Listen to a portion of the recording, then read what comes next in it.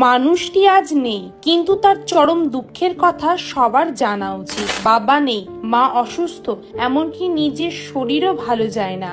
মা ও মেয়েকে যেতে হয়েছে পরের জমিতে লেবারের কাজ করতে সামান্য কিছু টাকার জন্য, কখনো ধান পোতা বা আগাছা পরিষ্কার করার কাজে। অন্যদিকে শাশুড়ি মায়ের খোটা পণ হিসেবে কিছুই দিতে পারেনি বলে এক বেলা খেয়েছে তো আর এক বেলা অনাহারে অর্ধাহারে কেটেছে দিন। কম্পিউটারে কাজ দেওয়ার নাম করে এক দুষ্ট লোক কুপ্রস্তাব পর্যন্ত দিয়েছে। শেষমেশ সুখ আসে ইউটিউব থেকে 24 লক্ষ সাবস্ক্রাইবারের হাত ধরে। কিন্তু হায়রে কপাল, সুখ সহ্য হলো না কপালে। ভগবান ডেকে নিলেন নিজের কাছে।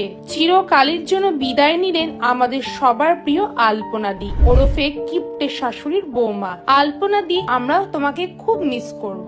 আলপনাদির চলে যাওয়া এক সপ্তাহ পেরিয়ে গেছে। আমরা সবাই গভীরভাবে শোকাহত।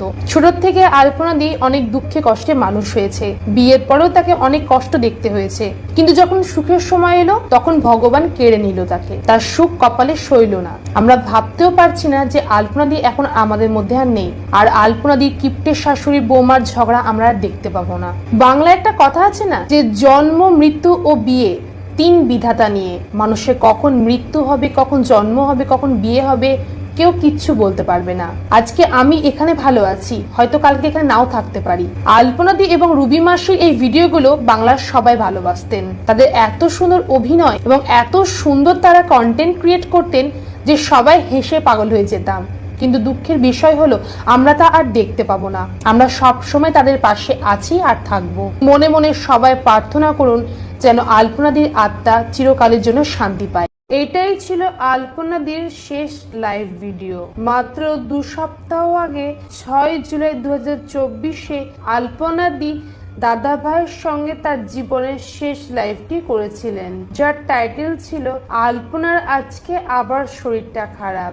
লাইভে দাদা ভাই আলপনাদির শারীরিক অবস্থা নিয়ে অনেক কিছুই শেয়ার করেছিলেন। আজ বিশ্বাসই হচ্ছে না যে সেই মানুষটি আর নেই। একজন লিখেছেন, মানুষকে কষ্ট দিলে দিতেই থাকে, এরা কত কষ্ট করেছে, জীবনে কত যুদ্ধ করে একটু সুখের মুখ দেখেছিল, আমার বিশ্বাস হচ্ছে না ইনি আর নেই। অন্য একজন লিখেছেন, জানি না কেন আলপনাদির মুখটা ভুলতে পারছি না, নিষ্পাপ একটা ফুলের মতো জীবন এভাবে চলে যেতে পারে, আমার বুকটা চিনচিন করছে।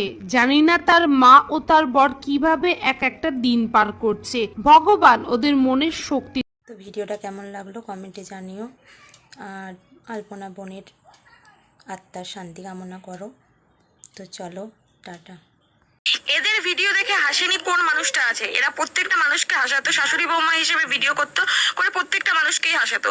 হাসেনি কোন মানুষটা আছে আমাকে একবার শুধু বলো। কিন্তু সেই মানুষটা যারা হাসাতো, সেই মানুষগুলোর মুখের হাসিটাই আজকে উড়ে গেছে, কারণ এই মেয়েটা আর আমাদের মধ্যে নেই। তো সকালবেলা উঠে যখন এই ভিডিওগুলো যখন দেখতে পাচ্ছিলাম, মনটাই খারাপ হয়ে গেছে যে যেই মানুষগুলো সবার মুখে হাসি ফোটাতো, সেই মানুষগুলোর মুখের হাসিটাই চলে গেছে, সঙ্গে দিদিটাও চলে গেছে।